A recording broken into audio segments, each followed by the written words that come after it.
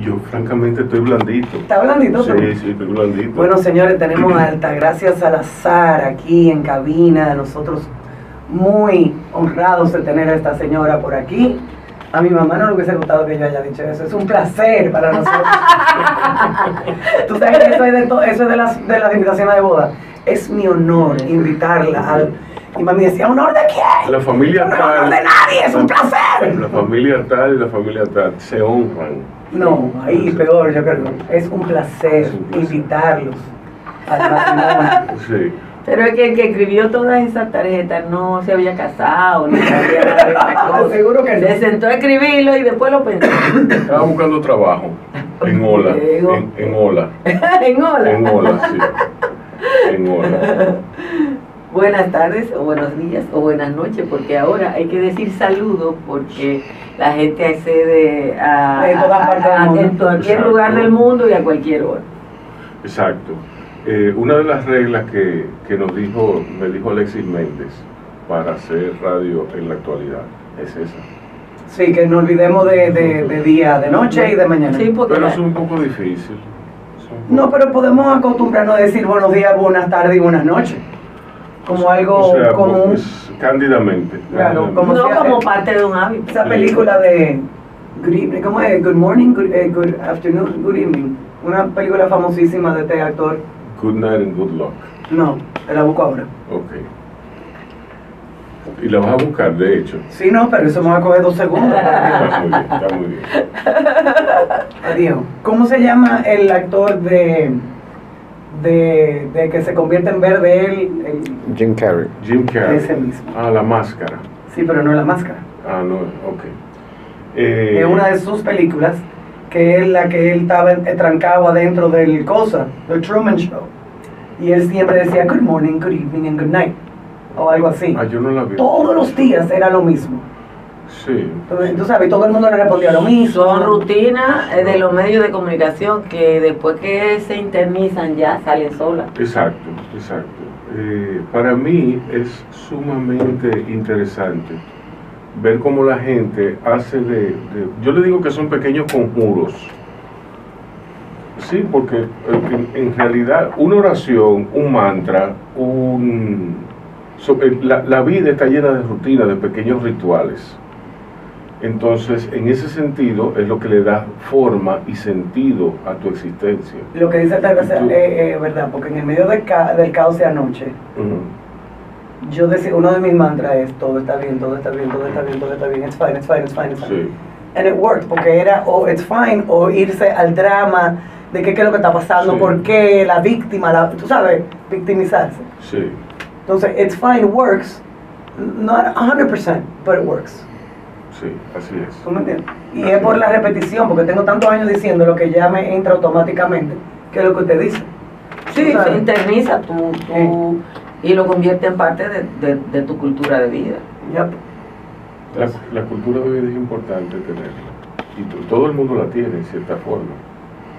Lo que pasa es que hay quienes son más sofisticados que otros.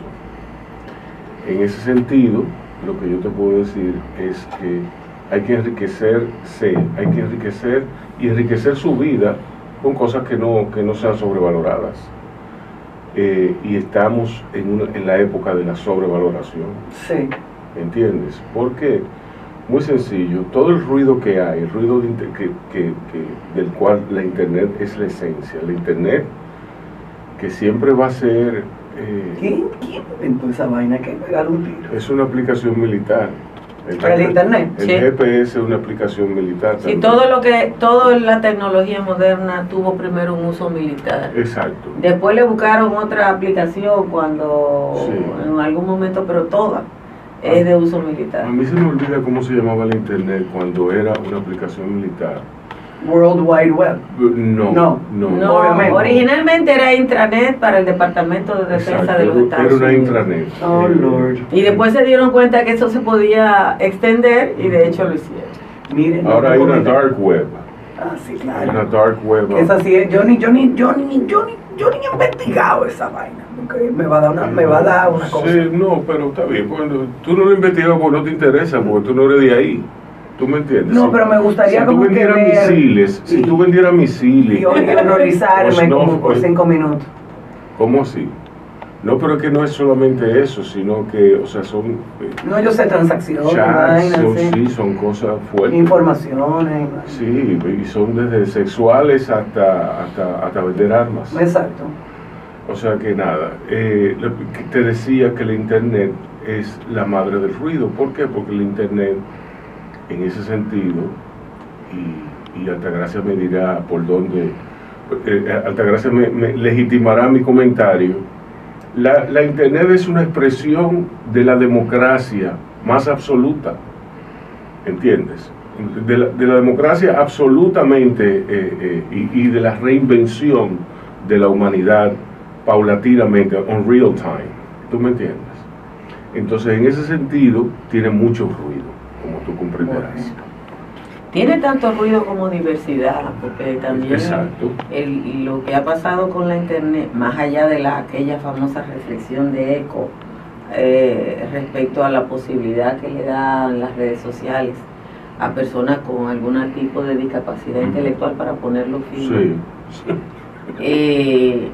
Es que hay una confluencia de ideas, de diversidad y de estupideces. Sí.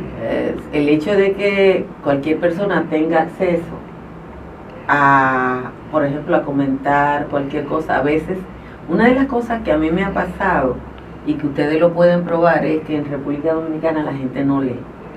No, eso está probado. Entonces tú, más allá de la estadística y a los índices que uno tiene de lectoría de periódicos, de venta de libros, que pueden ser el referente, uno se da cuenta, por ejemplo, que tú pones una foto y pones un texto y la gente reacciona a la imagen de la foto y no ve el texto. Incluso te comentan, tú pones una foto referida a un evento histórico en el pasado reciente y la gente te pone un mar de comentarios que no tienen nada que ver, porque tú has puesto el contexto histórico en el texto. Pero bueno, eso es la democracia. Exacto, eso es. No, Gústete o no, eso es. Peor es cuando uno hace un posteo, pone un contenido con fecha, hora, precio. ¿Y cuánto cuesta? ¿Y a qué hora es? ¿Y qué día es? Mira, Lee, porque ahí lo dice, ahí lo dice. está claro. En la época cuando mami estaba viva, yo la veía leer el periódico de pi a pa todos los días. Te estoy diciendo que hasta el folio ella lo leía. Sí, era todo, la necrológica, la cartelera de los muertos, como ella me decía. La necrológica, esa está buena. La cartelera de los muertos. Esa está buena. La necrológica, que así es como se llaman. Entonces, hay fundamentos que son insoslayables en la prensa. En ese formato grande del periódico estándar, de 4 cuerpos, un periódico normal, durante los 70 y 80 y hasta los 90. y hasta los 90, gran parte de los 90, era el Listín Diario. Entonces estaba el formato tabloide para la tarde. ¿Por qué? Porque era un formato más fácil de manejar. De lectura más rápida y textos más cortos. De lectura más rápida y textos más cortos. Aunque a veces venía bastante grueso. El Nacional llegó a tener más de 100 páginas. Exacto. Entonces, qué locura. Por ejemplo, en un cuerpo estándar del periódico, yo no sé por qué la gente comienza a leer. Eso es un fundamento de la lectoría de la lectoría de prensa analizado por todo el mundo. La gente comenzaba a leer de atrás para adelante. Mami. Sí, es que es así. Y no tu mamá, sino casi todo el mundo empezaban a leer de atrás para adelante. Y por eso ponían la foto, por eso ponen era como que una garantía que iban a terminar de leer el periódico entero. Un estándar. Si comenzaban desde la última La página. lectura de impresos normalmente está marcada por la forma en que funciona el ojo. Exacto. Entonces, cuando a uno lo enseñaban en la época en que yo estudié periodismo, que el arcoíris era en blanco y negro, Sí. te enseñaban cómo funciona el ojo. Entonces una noticia a la izquierda, arriba, a la derecha y abajo a la izquierda es la que más se ve. Exacto. Y el extremo arriba a la izquierda y abajo inverso, o sea, es así, que se lee en los medios. Con esa X, y manejar eso es una de las maneras en que se organizaba la información. Exacto. Que ahora es un híbrido, porque aunque el diseño para web de los medios es diferente, el hecho de que se publique el impreso como PDF para facilitarle la lectura a la gente que no ha hecho el cambio del chip, también obliga a un cambio en la diagramación.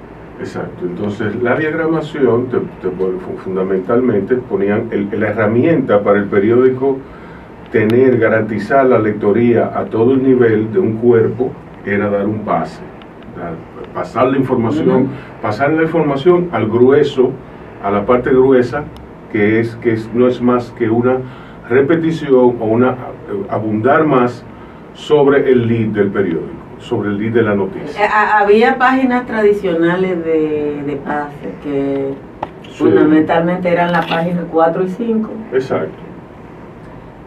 La página 1, la 2 y la 3 normalmente estaban cosas, pero los pases eran...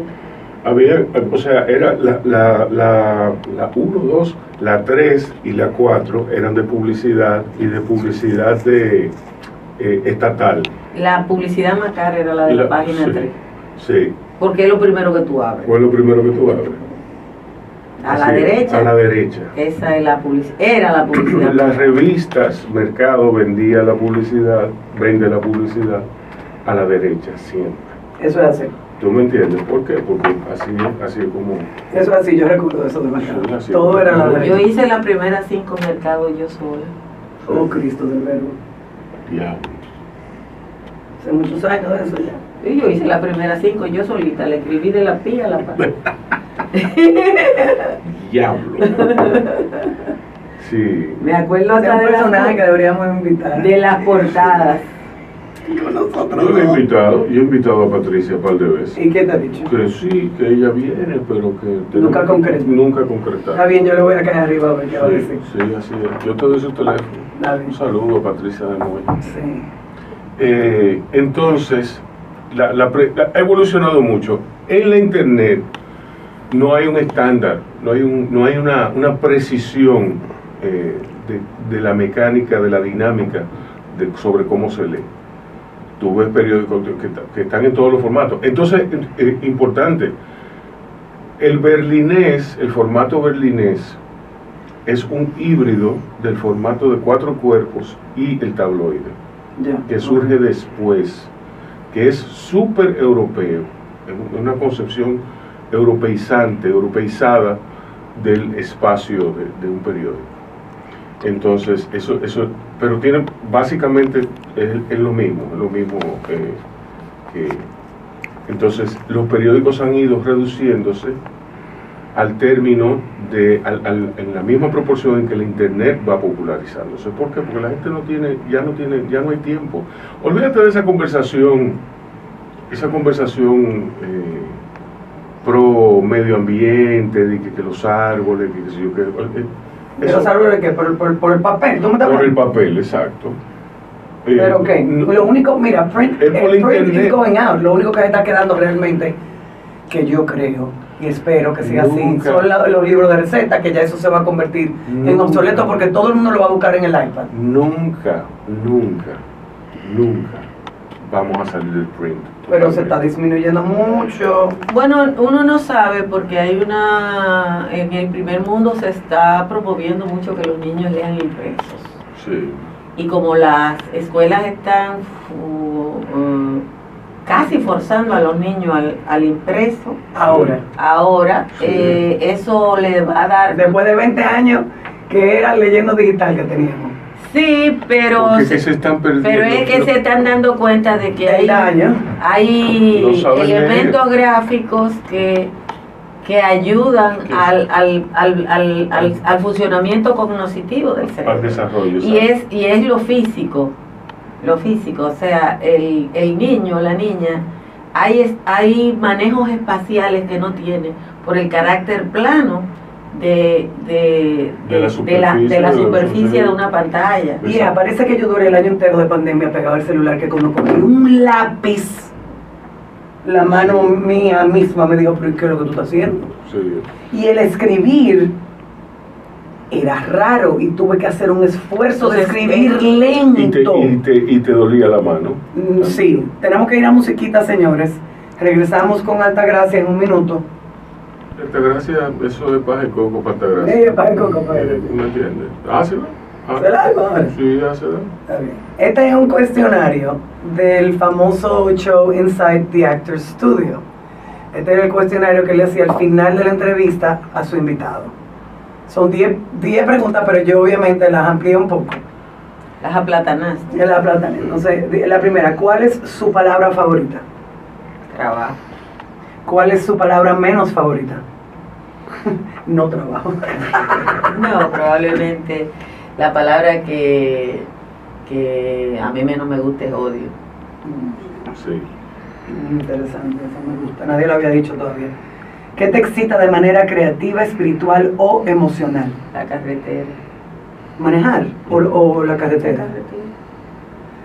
¿Qué te apaga? Las paredes. ¿Tu mala palabra favorita? Yo no digo malas palabras.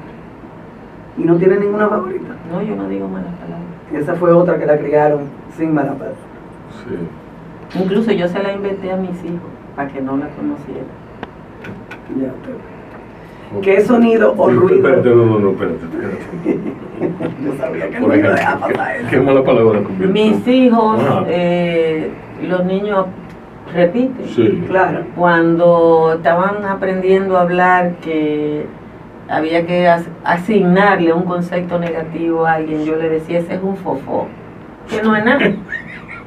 Y los muchachitos chiquitos decían, fofó, estaban acabando, esa era su mala palabra, sí. pero yo se la inventé. Sí. A mí no me gusta. ¿Por qué?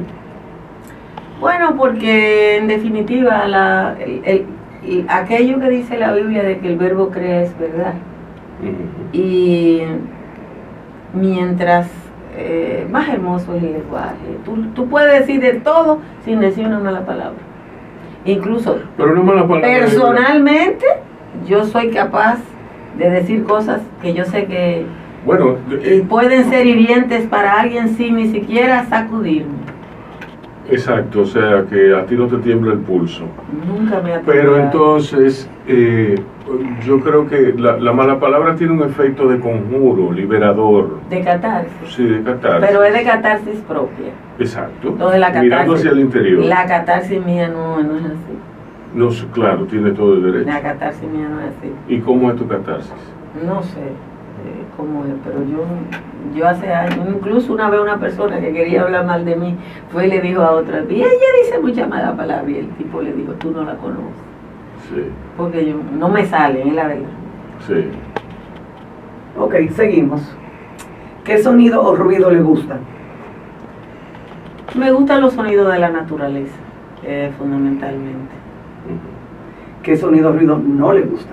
La bocina de los carros. A mí no me gustan los disparos. Los disparos. Sí, no me Pero los gustan. disparos pueden ser hasta fiesta. La bocina de los carros siempre son negativas. Un sonido de un explosivo puede ser casi similar a un disparo que un fuego artificial. Tú diferenciar eso, hay que ser técnico de la NASA. No, es... Pero una bocina es un bocinazo, es una incomodidad. El sonido que más me gusta a mí es el sonido del mar, el murmullo. A mí también. A mí la naturaleza. La naturaleza, pero el Sí. agua. Los sonidos de la naturaleza, del agua. Tú sabes lo bueno que tú estás en un lugar donde no hay más sonido que como suenan los pinos. Sí. Suena igual que el agua, el pino. Ujú. Tú crees que aquí hay un río y son las ramas de los pinos sí. moviéndose. Y me gusta mucho el batir de las palmeras. Sí, sí, La son palmera- sonidos La agradables. palmera bate de una forma inigualable. ¿Qué ruido o... ¿Qué profesión que no sea la suya le gustaría ejercer? Física, me hubiera gustado estudiar física. La física explica todo. Ah, Sí. No, yo no me estaba esperando eso, pero está bien. Lo que pasa es que hubo un tiempo, por allá por la antigüedad, sí, en que antes de ser matemático, físico, astrónomo, tú debías ser filósofo. Filósofo. La filosofía es la base de todo, realmente. Entonces, figúrate tú, si hay una deficiencia de filósofos, de nuevos filósofos en todo el mundo. Yo creo que de lo que pecamos aquí es de lo que adolece el mundo entero. Claro. Así es. Entonces, ¿qué profesión no le gustaría ejercer? No, como que nada en especial, así yo lo rechazo. Ay, yo sí, recolectar basura. No sé, yo casi siempre le encuentro el lado bueno a cualquier cosa. Yo vine ahora de viaje al lado de un tipo roncando toda la noche. Así usted habló de eso. Y yo digo, bueno, hace mucho tiempo que yo no amanezco con un tipo roncando, así que Pues sí. el lado bueno es ese. El lado bueno es ese. Porque tú ves, sí, uno tiene que buscarle el lado bueno a la cosa. Yo no sé cómo hubiese estado con ese geo en la mía. ¿Qué signo es usted? Capricornio. Otro. Capricornio. Ay, Cristo del Verbo, pero Dios mío. Y los que tenemos la sangre, y los que tenemos la sangre fría. Ya lo sabe. ¿Qué él es actualmente? Estoy leyendo el libro de John Lee Anderson a propósito de la última década en América Latina. Excelente. ¿Cuál es tu flor favorita? La orquídea, obviamente. ¿Y por qué, obviamente? Porque ella está llena de orquídeas. Me paso la vida bregando con eso. Ah, ok. Yo hubiese dicho también segunda, el girasol, me imagino, ¿o no? Sí, me gusta el girasol. ¿Color favorito? Probablemente el azul. Como buen País. liceísta. Como país o ciudad favorita. Yo... El azul, como me dijo un compañero liceísta, Ajá. en un desfile que el liceo había ganado. Yo iba manejando, iba haciendo bulla, y entonces se me acercó y me dijo: señor, ganó el liceo, ¿de qué color es el cielo? ¿Quién está en el cielo? Ya. Lo dice un ateo, estamos bien, sí. ¿País o ciudad favorita? Yo tengo que ir a Estambul. Yo creo que quiero abrir los brazos en Estambul, en el puente del Bósforo, para pensar que estoy en 2 continentes. Excelente. Y por penúltimo, ¿cuál es su plato favorito?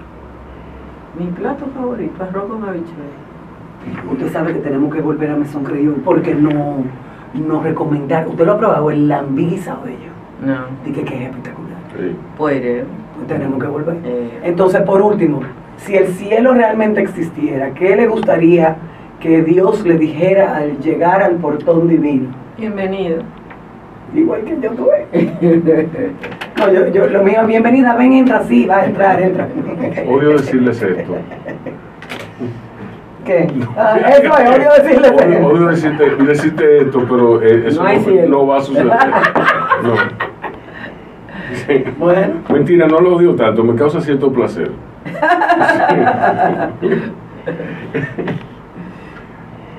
Pero a mí me gustan esas preguntas, son muy chulas de hacerlas así, bien espontáneamente. Y hay gente que me queda en blanco, que le estoy hablando que 1 minuto en blanco. Y 1 minuto es la vida en la radio. Es por eso, entonces yo lo miro y le digo, entonces le doy yo mi palabra favorita y le digo, Rubén.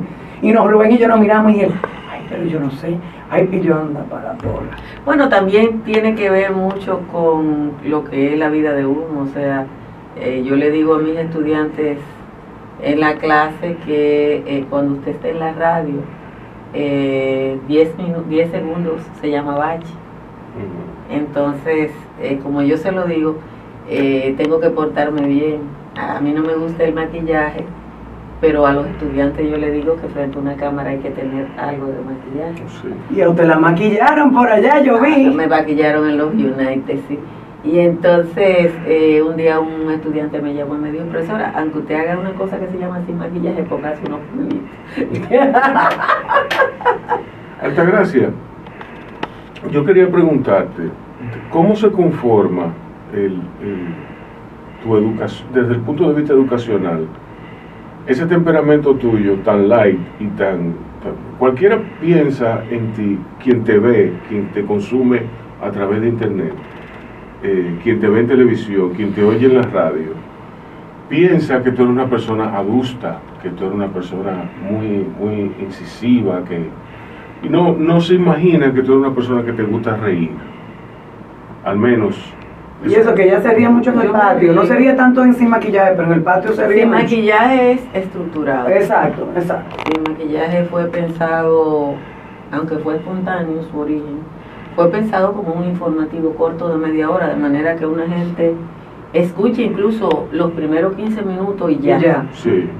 Periodísticamente está hecho para que la gente bien conciso. Con los primeros 15 minutos sepa lo que está pasando. Y por tanto yo tengo que tener ahí una formalidad. Pero en el patio, soy yo misma, en el patio de mi casa, entonces sí se puede reír. Con los perros, con los gatos, con las orquídeas. Yo pienso también que el hecho de a las mujeres no tienen papeles asignados. Y el hecho de ser, o quizá tienen los papeles incorrectos asignados. Yo no sé, pero yo deberían de haber papeles asignados. Yo tengo una anécdota interesante. En un momento yo era la única mujer que dirigía un medio de comunicación en República Dominicana. Tiene fecha incluso eso. Y yo recuerdo que cuando se cambió la cédula al formato que ahora existe, que creo que fue 90 y pico. El gobierno de Balaguer fue. Era Manuel Ramón Morel Cerda, me acuerdo que era el presidente de la Junta. E invitó a todos los ejecutivos de los medios de comunicación. Y naturalmente tú fuiste. Y naturalmente yo fui, y yo era la única mujer. Y yo llevaba un traje gris. Y Juan Bolívar, que siempre ha tenido una actitud muy paternal conmigo, se quedó mirándome y me dijo: compañera, usted es la única mujer aquí, no se disfrace de varón. Y si ustedes se fijan, yo uso muchos colores, porque tiene mucho que ver con ese respeto a la identidad femenina que yo quiero tener, ¿no? Y que no incluye vestirse como un hombre de gris y de negro oscuro, que yo creo que aquí tampoco debería ser, pero se usa. Sí, aquí miren, en Bermuda, por ejemplo, los hombres andan en chores con las medias hasta los no se visten como se visten en Inglaterra. El hecho de que tú establezcas una diferencia entre lo que es el patio y sin maquillaje, me habla entonces también, abre la puerta hacia tu identidad como persona de televisión. Pero mira qué curioso, que ella lo dijo y ella va a hablar de eso ahora. No. ¿Tú sabes lo curioso del patio? Que a ella lo que le gusta es que hable de comida. Sí, es que... Pero no es a mí. O sea, a mí me gusta la culinaria, a mí me gusta cocinar. Sin embargo, si tú ves los episodios del patio, en los que a veces hay en vivo 5.000 personas, uno de los temas que a la gente más le interesa es cuando se habla de comida, de la característica de la comida dominicana. O sea, la gente se apasiona y da opiniones. Y yo pienso que el hecho también es que el patio tiene una composición 40% dominicanos que residen fuera y 60% que residen aquí. Y para muchos ese hablar de comida es un poco fortalecer su identidad. Sí, no, como dominicano, sí. Yo estoy de acuerdo. Ese mami dame un mango me encantó. Todavía no estoy yo pensando en eso. Grande. Sí, grande. Yo pienso que es un mango grande, más de 5 platas. Pero era un niño, para él lo que tenía era hambre. Yo lo fui a buscar al estacionamiento donde llevaron el grupo y llamé por teléfono para casa y dije: ponme unos platos. Ay, que el muchacho viene. El muchacho tiene hambre. Mira, ¿cuál es el programa tuyo de esos dos, el más popular? Tú dices que el patio tiene 5.000 en vivo. 5.000 personas en vivo, eso es mucho. Eso es mucho. Entonces, además ahí. El maquillaje, sin maquillaje. Sin maquillaje lo ve más gente, pero no en vivo. Sí, porque es muy temprano y hay veces que uno se levanta tarde Sí, y la gente lo ve ya diferido comenzado. y pienso que la gente busca lo que es la oferta. Es que son dos programas fundamentalmente distintos. Muy distinto. 15 minutos, en 15 minutos saben lo que pasó. Exacto. El patio, yo entendí el patio más y lo que es el patio ahora después de los últimos días que estuve en Estados Unidos oyendo a la gente. Porque yo hace un tiempo que quiero dejar de hacer el patio. ¿Por qué? ¿Por qué? Porque el patio, yo estoy trabajando en un sitio y me genera tensión el saber que yo tengo que estar a las 6 para hacer el patio. Ya no, el patio nació en pandemia porque estábamos cerrados toditos. Exacto. Y yo un día puse a enseñar las orquídeas y Ahí te agarras. ahí fue, entonces, pero me decía una dominicana. Ahí prendió. Una dominicana ahora en los Hamptons me decía Esto no tiene ejemplo. si quiere vamos a la pausa y regresamos. ¿Qué vamos a hacer? ¿Para que No, es que es así. se queda como un monigote ahí? Vamos a la pausa y Está loco por reírse. No, espérese, por favor, porque eso hay que. Porque la gente, yo lo voy a entender, porque yo lo voy a postear. Bueno, pues vamos a la pausa. Nos vamos para una musiquita, señora, regresamos en breve. Yo voy a volver a la radio y Teo me dijo, no, la vieja radio. Así que aquí están Rubén Lamarche y Micaela Tolentino. Y yo les dije, cuando me invitaron, yo les dije, yo quiero que hagamos un patio, pero es para hablar de cocina. Sí. Micaela, tú eres chef. Así es. Y yo soy un comelón. Y tú eres un comelón, a la franca. O a la franca. Un comelón público. Sí, público. Yo dije ayer que yo estaba velando públicamente una cocina en Nueva York. No me da vergüenza, ¿verdad? Porque es así. ¿Cómo así velando públicamente una cocina? Bueno, porque yo llegué a un lugar, tenía que pasar a buscar una llave por un lugar, fui a ese sitio y la señora estaba cocinando y ella me dijo, siéntate y espera la comida. El que se siente y espera una comida, ¿qué es lo que está haciendo? Velar. O velando. Bueno, pues eso hice yo. Y me senté ahí hasta que tuve un chivito guisado con unos platanitos Jesús. y un aguacatito. Ay, Jesús. Y eso fue un sacrificio. Ay, Pero caramba. qué sacrificio. Yo me imagino. Micaela, mucho de la gente que ve el patio le interesa la culinaria dominicana. Le interesa, hay gente que no cree que tenemos cocina propia. ¿Cómo va a ser? Sí, no, hay gente que cree que la comida dominicana no existe. ¿Y qué es lo que es el arroz, la habichuela y el pollo guisado? Si no hay comida dominicana. Bueno, sí. Pero, pero cada vertiente tiene su propia pollo guisado, ¿entiendes? Los jamaiquinos tienen su George chicken, ¿entiendes? Los haitianos tienen su pollo guisado de su manera. Tiene su lechón. Exacto. Tiene su chivo. Nosotros tenemos una culinaria que es de nosotros, pero al nosotros tener, y esto lo sé por el libro de mi padre, Hugo Tolentino, cada vez que entraba un inmigrante, nosotros cogíamos esa comida y como Es en buen dominicano. interesante el término, lo que pasa en la mente de la gente, en el gusto popular, para que se convierta en el paso que da el plato, como avance a través de la cultura para convertirse en El sancocho es netamente crisis. Bueno, los platos de muchos ingredientes son crisis Sí. en el mundo entero. Por eso y todas las culturas tienen un gran caldo. una gran olla. Una gran olla. Hay culturas como la española que tienen varios ollas. grandes caldos. Pero esos caldos toditos son productos de la olla dominicana, Sí. en el sentido de la malaria. Sí, así mismo es. Así mismo Y el es. sancocho tiene un ingrediente secreto. ¿Cuál es? Bueno, no es secreto porque hay mucha gente que se lo sabe, pero hay gente que no lo sabe. Ajá, ¿cuál es? Pero digo. ¿Qué se le pone al sancocho? Naranja agria al final. ¿Y qué más? No, el sancocho no sabe igual si no se le echa un tipo de víveres. Por ejemplo, Bueno, sí, pero... Ajá, si sí. tú le echas el sancocho... Voy a hablarlo de hierba. De hierbas. El cilantro El ancho. cilantro. Ancho. El cilantro. Ancho. Sí. Sí, el Ese- cilantro. sin eso no es sancocho. Sin cilantro, por ejemplo, de donde yo soy, al sancocho se le hace bollito de plátano, rulo de y de plátano. plátano. Sí. Y eso le cambia el sabor. Y de rulo Sí. con plátano. Ajá, de la rulo con mezcla. plátano. En mi casa se hace todo tipo de El rulo sancocho. es un víver muy especial. Porque El rulo no sirve solo. No es bueno solo, nada más que Bueno, para frito. Irónicamente. Los fritos de rulo son los mejores del Oiga, mundo. Sí, exacto. Yo recuerdo un frito de rulo en Rancho Arriba, en casa de Don Hugo, Ah, sí. y yo le puse un queso azul. Un queso azul, un blue cheese. A un vulgar rulo tú le pusiste un quesito a No, rulo. espérese, no. Nada de vulgar rulo. Nada de vulgar rulo. Cuidado con Nada de ofender- eso. cuidado con ofender Están a la el rulo. misma altura. Cuidado con ofender el rulo. Sabrá Dios si yo lo dignifiqué al queso azul con el rulo. Sí. No, y el, Cuidado con ofender el rulo. y el frito de buen pan. Uf, Es muy bueno el frito de buen pan. muy bueno. Sí, yo no lo he probado. No.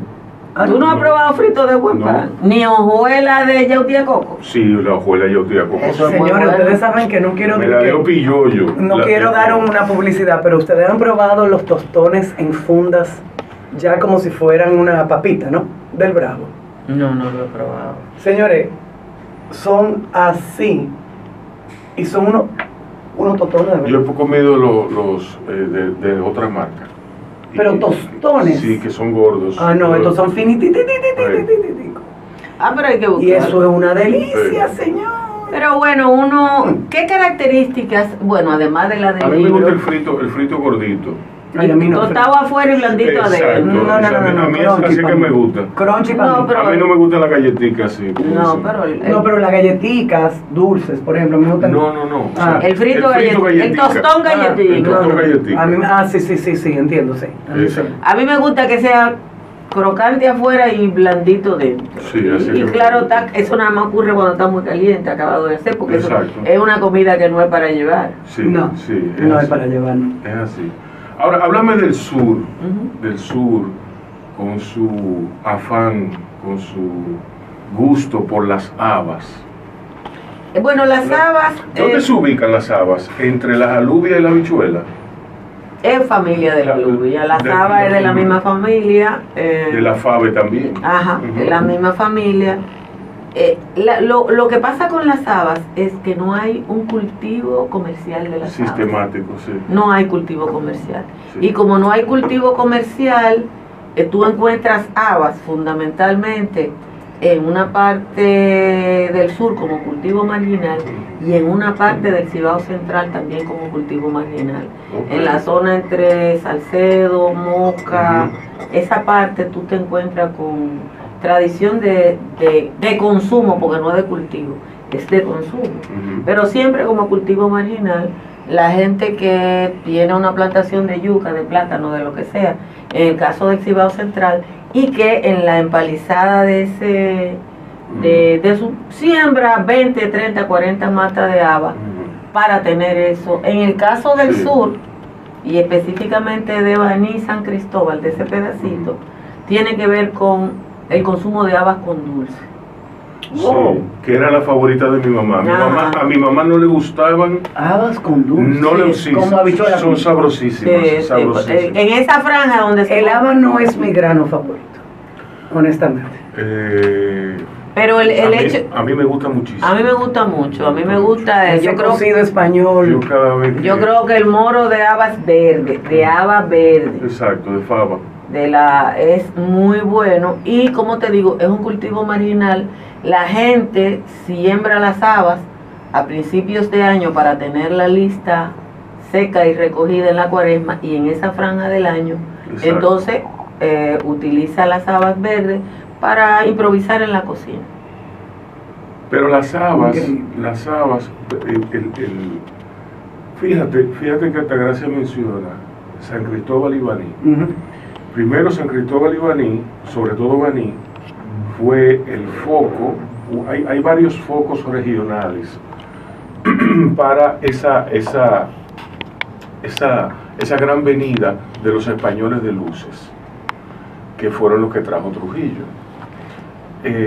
Sin duda alguna, dada la baja densidad de la popularidad de las habas, es que fue que ellos la trajeron. Yo no sé el origen, no está en ningún libro que haya leído Exacto. ni de historia, ni de... ¿Quién trajo las habichuelas, por ejemplo? Bueno, desde el inicio de la colonia, los frijoles fueron parte importante de lo que comía la marinería. Exacto. Porque el marinero tenía que cargar en los buques de la época cosas que no se dañaran. Exacto. En 2 o 3 meses. Los frijoles son muy resistentes. Y los frijoles son muy resistentes. Sí. Entonces los frijoles vinieron en los primeros barcos. Ya la variedad, fíjate que todos los pueblos del Caribe específicamente tienen un consumo de frijoles. Cada uno diferente. Exacto. Cada uno diferente porque el frijol, los boricuas prefieren más los guandules que nosotros. Aquí se consumen habichuelas rojas. En Colombia, en el Caribe colombiano, se usan habichuelas rojas, pero un tipo de frijol más grande. Venezolanos y cubanos usan habichuelas negras. Tiene que ver mucho con ese tipo de cosas. Pero yo creo que el hecho de que sea común a todo el Caribe, Venezuela, Colombia, el Caribe mexicano, tiene que ver que en los primeros barcos ya vinieron los frijoles. Y en la metodología, países como Costa Rica, como Panamá, hacen, por ejemplo, el moro. El moro, de hecho, ellos tienen otro nombre. Ellos tienen otro nombre, pero es lo mismo. Y otro procedimiento, no, pero que... Este libro hay que hacer un índice. Es un índice que se le dice en español, atrás. Sí, un índice. Un índice. Sí, a este libro hay que hacer un índice. Bueno, te decía que hacen el gallo pinto. Sí, que es el moro con otra metodología. O es lo mismo ingrediente con otra forma de hacerlo. Y pues sí, porque sabe diferente. Sabe diferente, tienen sazones diferentes. No, pues sí, exacto. Ellos utilizan mucho la vija. Utilizan mucho la vija, utilizan el comino, que aquí es de un uso más menos popular. El cilantro ancho nada más lo usan los colombianos. En el resto del Caribe y en Centroamérica no se usa. Exacto. Entonces esos ingredientes, yo siento que la cocina que más se parece a la dominicana es la colombiana, al Caribe colombiano. Sí, es así. La bandeja paisa, por ejemplo, es la que tiene más ingredientes comunes, como que se pisa. Sí, el Caribe colombiano y nosotros usan mucho el coco, sí, como usamos nosotros, y la vija. Aquí mismo, al mencionar la vija y su importancia en el siglo XVI. ¿Qué dice? Que expresa que en este siglo XVIII su utilización era todavía frecuente para dar color y gusto a los manjares y guisos. Yo pienso que la vija... La vija es antiinflamatoria también. Sí, pero la vija es un cultivo, es una práctica precolombina. Los indígenas de la cuenca del Orinoco, de hecho hay un pueblo que se llama Los Achotas. El achiote. Ajá, entonces los achotas. Los vijas. Ajá, los achotas son un pueblo que se pinta enterito. Exacto, con vija. Con vija, pelo, mano, todo el cuerpo, con un extracto de vija y aceite. Y si tú piensas que los taínos vinieron de la cuenca del Orinoco, originalmente de esa rama grande que son los arahuacos, es muy probable que la vija haya estado en la Hispaniola desde antes de la llegada del colonizador. Exacto. Yo de mi parte, a mí me encanta la vija, pero yo no sé, yo todavía no he desentrañado cómo hacer esa mezcla de la vija con el aceite. Todavía no. Bueno, porque en los campos se usaba una cosa que es un nombre que evidentemente que era el vijero. El vijero era un artefacto que se hacía de hojalata y que tenía una pieza móvil, y entonces tú echabas la vija, aceite no caliente, sino a una temperatura como moderada, y guarda. Yo lo que hago es echarlo en un frasco, porque ese artefacto ya no existe, no hay quien lo haga, no hay hojalateros, porque eso era una profesión y ya no hay hojalateros. Yo encontré un hojalatero por los Casabes de Villamella. Imagínense. Y me paré y encargué un guayo. Sí. y no sé qué otra cosa.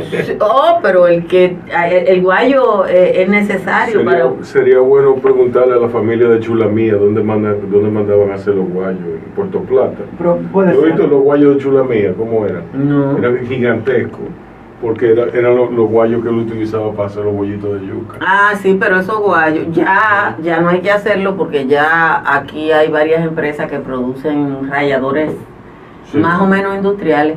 Pero yo creo que en la cocina dominicana el guayo es una necesidad, porque hay muchas cosas que sin el guayo no se pueden. Exacto. Yo vi un guayo, en Miami, en Williams Sonoma, en $20. ¿Ah? Sí, sí, no. Sí. Tú no le dijiste que tú compras al que hace el guayo por 20. No, que él compra 20 guayos.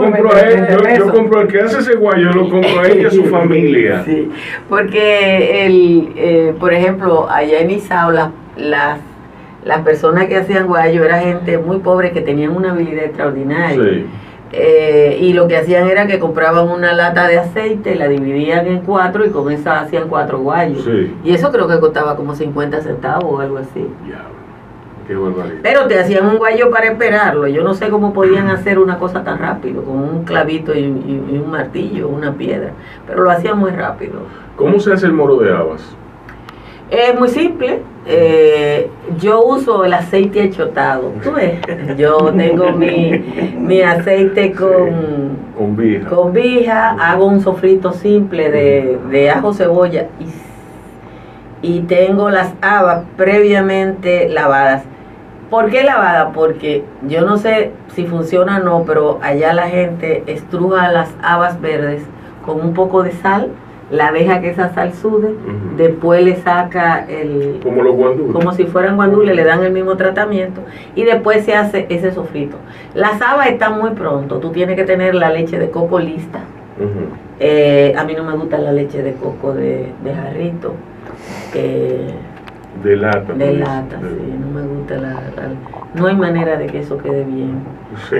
Con leche de coco de lata, y simple y llanamente después que hierve echarle un ají gustoso que no pique y un poco de cilantro ancho. En mi casa el cilantro ancho es silvestre, entonces yo no lo tengo que economizar. Y después ya arroz y taparlo, y eso es una comida que se puede hacer para esperarla. A mí me gusta porque Altagracia lo pone tan simple y fácil. Quiero leer algo que va a explicar un poco.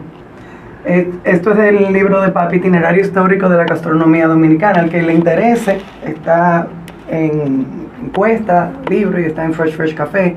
Y habla sobre... Y lo vendemos aquí en Bao. Habla sobre, primordialmente, habla sobre la historia culinaria dominicana, que es que nosotros comíamos aves, era lo que comíamos. Y pescado. Bueno.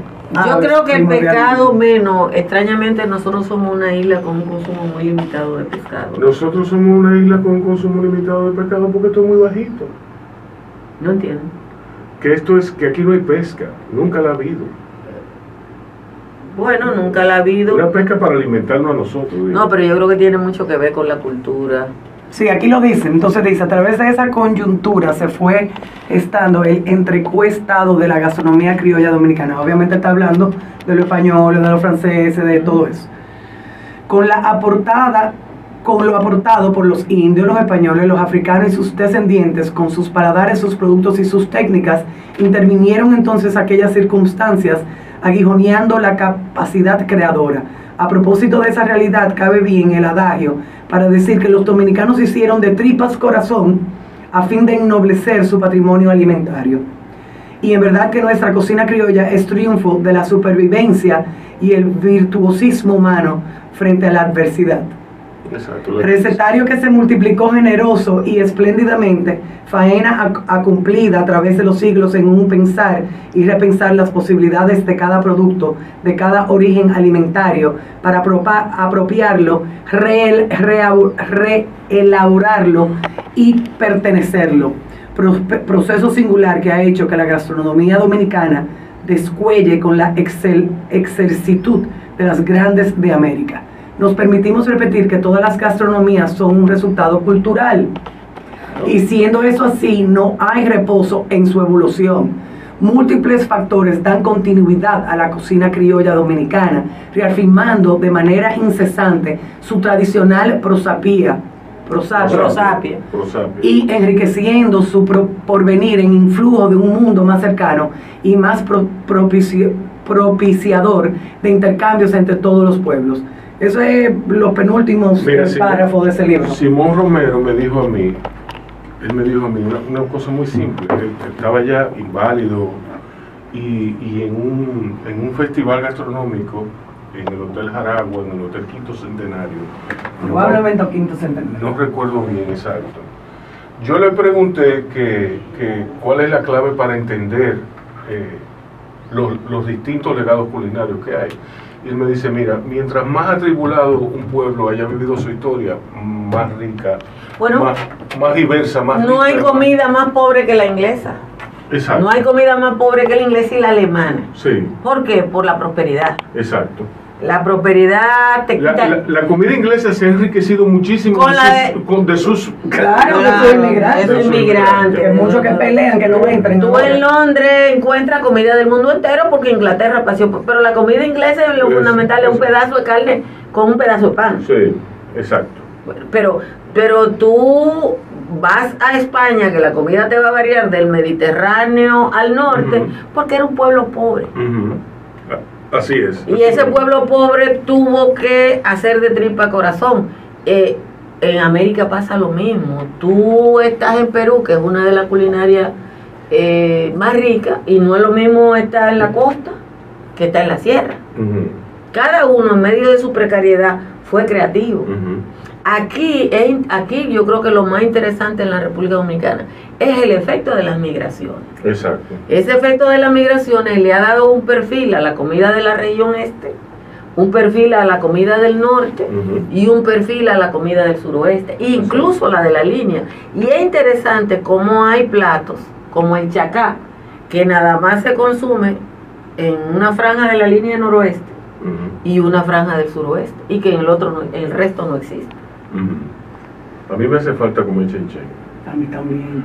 En donde quiera lo hacen muy rico. Sí, el chenchen fue el chenchen y el queso anís fueron regalos de mi padre. Que él vamos a mandarse un chenchen con un mateo, con chichi, que ella es la que lo sabe hacer. Como su linaje. Bueno, él me regaló también la comida árabe, por otro lado. Sí, pero es interesante porque, por ejemplo, la migración árabe que nosotros tuvimos de finales del siglo XIX, los árabes de San Pedro de Macorís y los árabes de la Mata de Farfán no se parecen en la cocina, la culinaria. No se parecen, exacto. Aquí está Baladi, el dueño de Baladi Slim, que yo no sé si existe o no.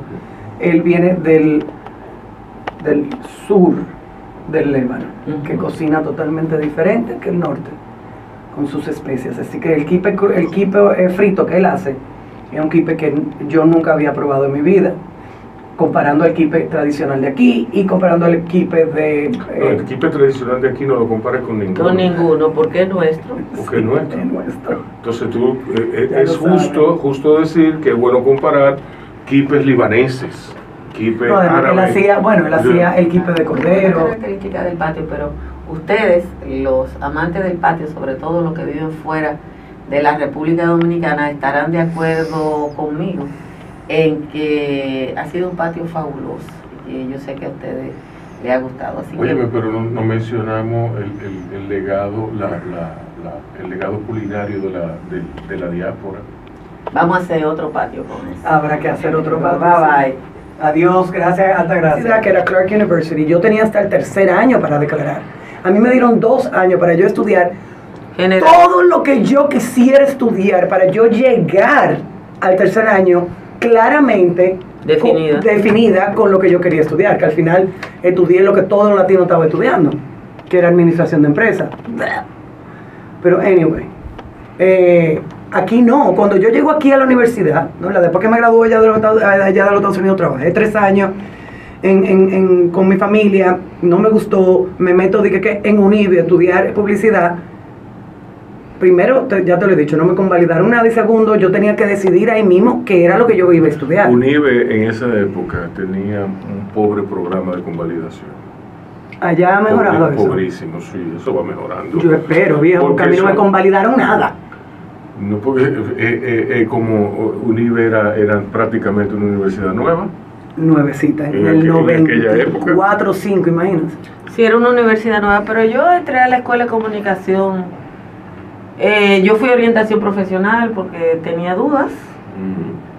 La recomendación que me hicieron fue que estudiara cualquier cosa. Que usted iba a ser buena en todo. Okay. Así mismo. Qué bien.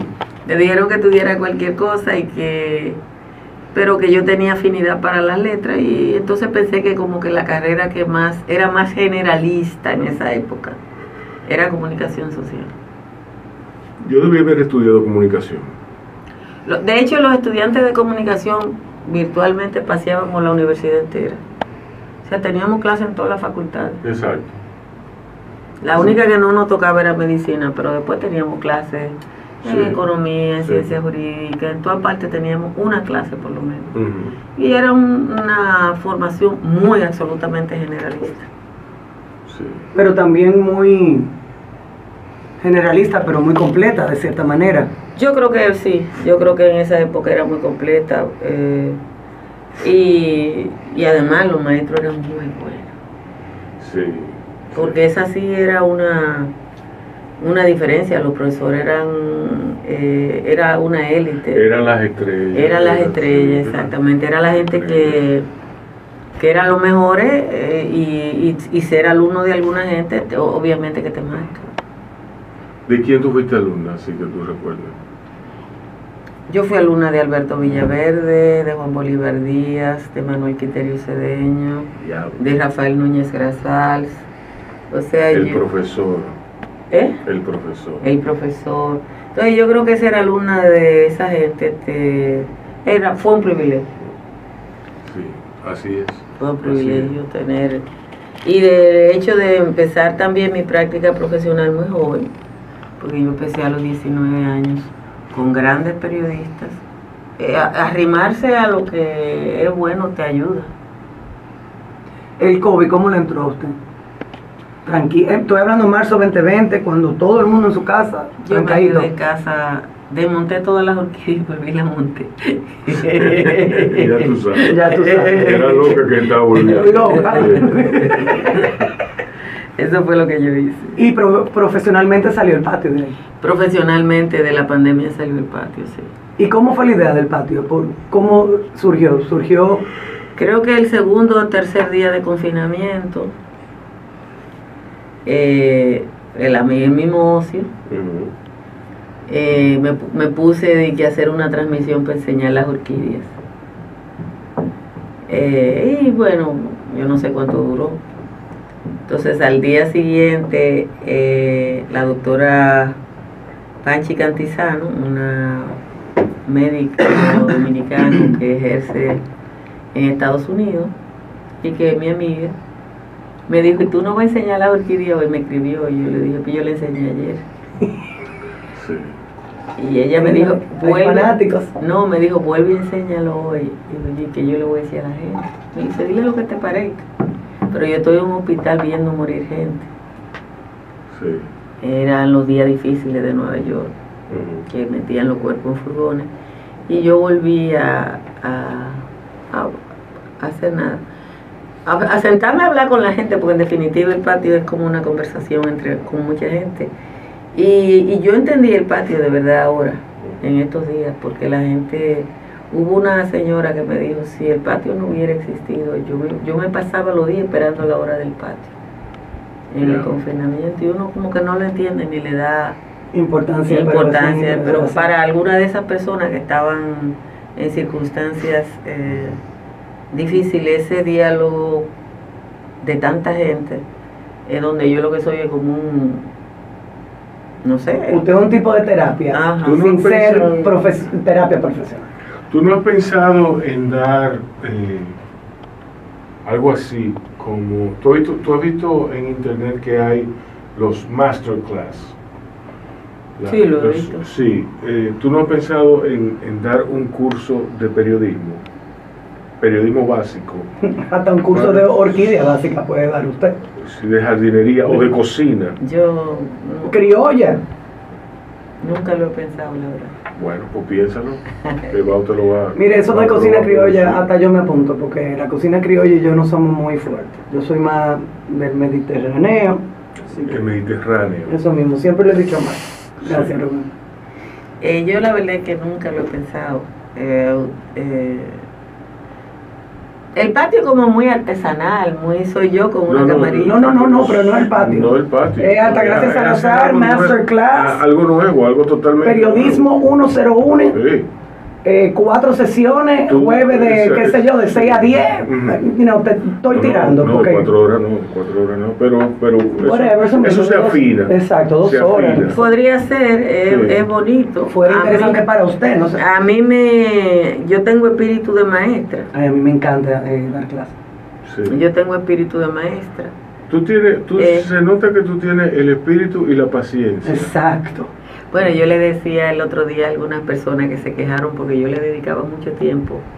en el patio a personas que decían una tontería. Yo le dije, bueno, es que el maestro tiene que ir al ritmo del último, Exacto. no del primero. No, pero en el patio usted también está educando mucho y eso me encanta. A mí me encanta cuando usted educa y le trata de dar a entender al dominicano de aquí y fuera que las cosas no son así, que las cosas son de esta manera. O que de otra manera es mejor. Exacto. Porque el hecho de que de otra manera es mejor le da a la gente una perspectiva diferente.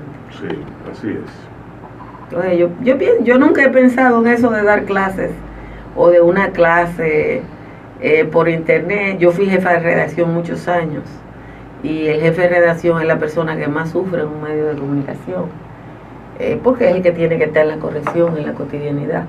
Pero yo creo que se puede pensar. Yo estoy dando clases ahora en un diplomado que tiene la Universidad Autónoma de Santo Domingo y la Universidad de Barcelona. Están creo que 20 y pico de periodistas. Y me toca un ejercicio de cobertura y ética. Pero sería interesante ver el periodismo más elemental para la gente que Sí. quiere. No, y quizá inclusive periodismo elemental, periodismo básico, no para periodistas, sino para personas que les interese conocer la intríngulis de un medio, ¿tú me entiendes? ¿Cómo funciona un medio? Para saber cómo ir a la noticia. Ahora que hay tantas cosas en las redes sociales, yo pienso que si la gente tuviera, ahora hay lo que se llama una especie de guerra por los likes. Oiga, Entonces, quienes quienes estamos forzados a usar la plataforma de las redes sociales, pero tenemos que mantener la perspectiva de la profesionalidad periodística, porque yo hago un programa por YouTube y por Facebook, pero yo tengo que ser periodista siempre, o sea, yo no me puedo quitar el uniforme. Exacto. Yo pienso que sí decirle a la gente que uno tiene que guardar determinadas formas, o que yo estoy obligada a decir una cosa solo cuando yo tengo una prueba o cuando yo la puedo constatar, que la gente pone muchas cosas porque alguien la puso. Yo ayer me incomodé con una persona que me manda una cosa para que yo la publique y yo no la publico porque yo sé que no es Sí, real, es y difícil. vuelve y me escribe y yo le digo, oye, yo no puedo publicar eso porque eso es falso. Usted sabe mucho, digo yo, pero publíquelo usted, porque usted puede publicar lo que le dé la gana y nadie lo va a enjuiciar, pero si yo lo publico, si es una Sí. información falsa. Eso es así. Lo pasan por el sedazo y Exactamente. y te queman a ti. Exactamente, entonces yo estoy obligada a ese ejercicio de constatación que tiene un periodista, una periodista, y que las otras personas no están obligadas.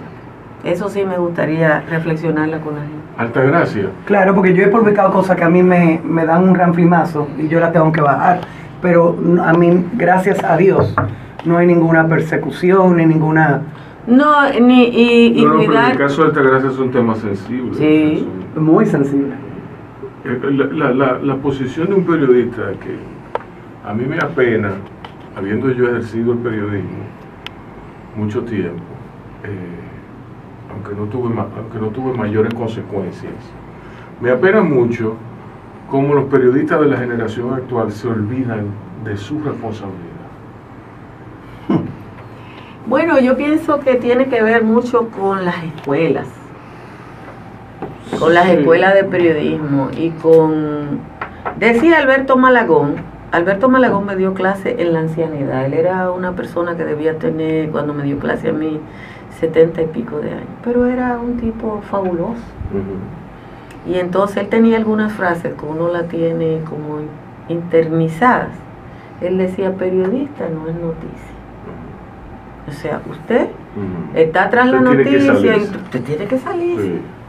Y usted no importa. Y eso implica ver con objetividad, ver que tú lo que estás escribiendo no es un artículo de opinión. De opinión, y ese periodista no es noticia, te siembra, te sitúa. Sí. Entonces, el querer y verse en la noticia, incluso físicamente, yo creo que ha hecho que se pierda mucha perspectiva. Hay informativos que tienen más tiempo de periodista que de información. Yo no sé si ustedes han visto eso. Sí. En la televisión. Sí. Y yo estoy de acuerdo. ¿Por qué? Porque aquí no se sabe dividir entre lo que es una opinión personal y lo que es informar o la opinión de un periodista. No, una opinión pagada también.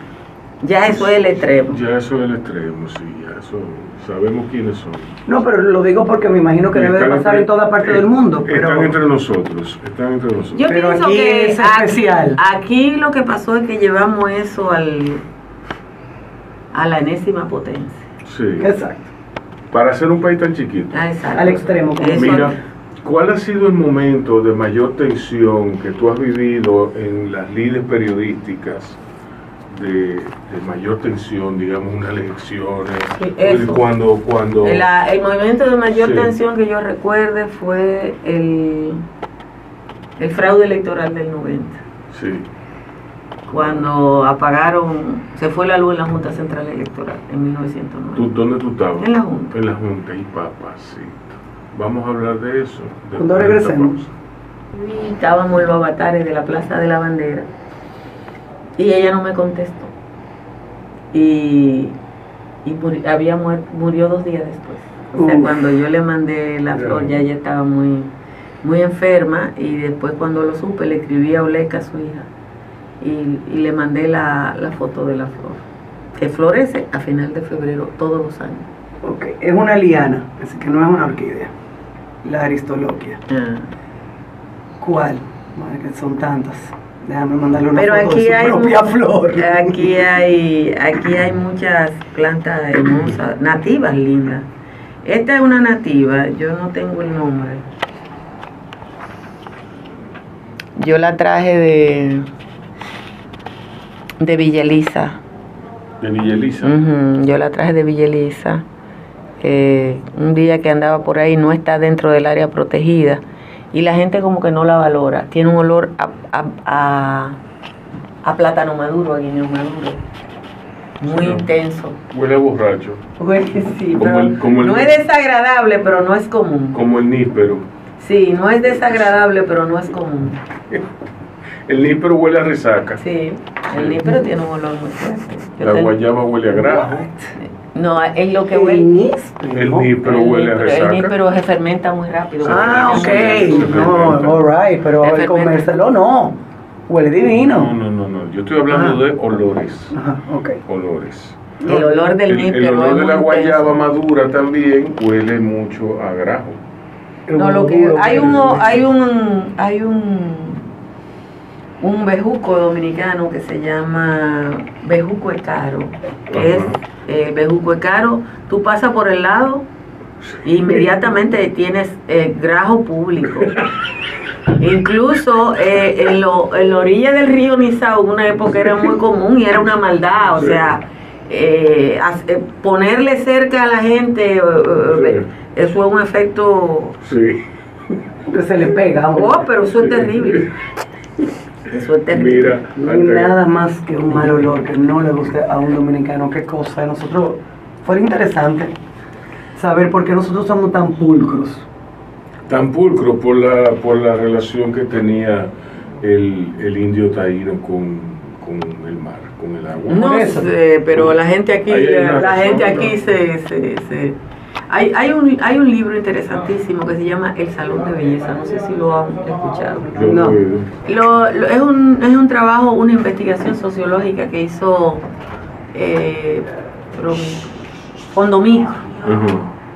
Y es sobre la cultura del Salón de Belleza en República Dominicana. Es una investigación de está hablando de una cantera de cosas. La doctora Marina Ortiz y un antropólogo que creo que es canadiense. Y él dice que el éxito del Salón de Belleza en la República Dominicana como fenómeno cultural es la necesidad que tiene la mujer dominicana de estar prolija, que es casi una enfermedad. Y el trabajo es bastante interesante. La mujer dominicana es muy limpia. Sí, él dice que, pero además preocupada por su imagen personal. Exacto. Él dice que es... El libro es bastante interesante. Pero yo voy ahora a Madrid y estoy viendo en el mapa de Nola donde me voy a quedar y estoy viendo todos los restaurantes, todo lo que tengo y digo yo, ¡ay! Miren, un salón. ¿Y quién va a ir a un salón? Yo no voy ahí, pero es la cultura. ¡Ay, un salón! Como que ya lo tengo ahí por si. Ya lo tengo todo. Pero el liderazgo dominicano de las peluqueras dominicanas en la mayoría de los países donde han emigrado, incluye España, es interesantísimo.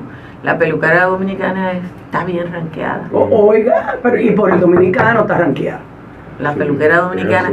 Yo me reí muchísimo porque... La persona que mejor me secaba a mí allá en Nueva York era una dominicana. El Boston Globe, que publica, yo no sé si 1 o 2 veces a la semana, una página en español,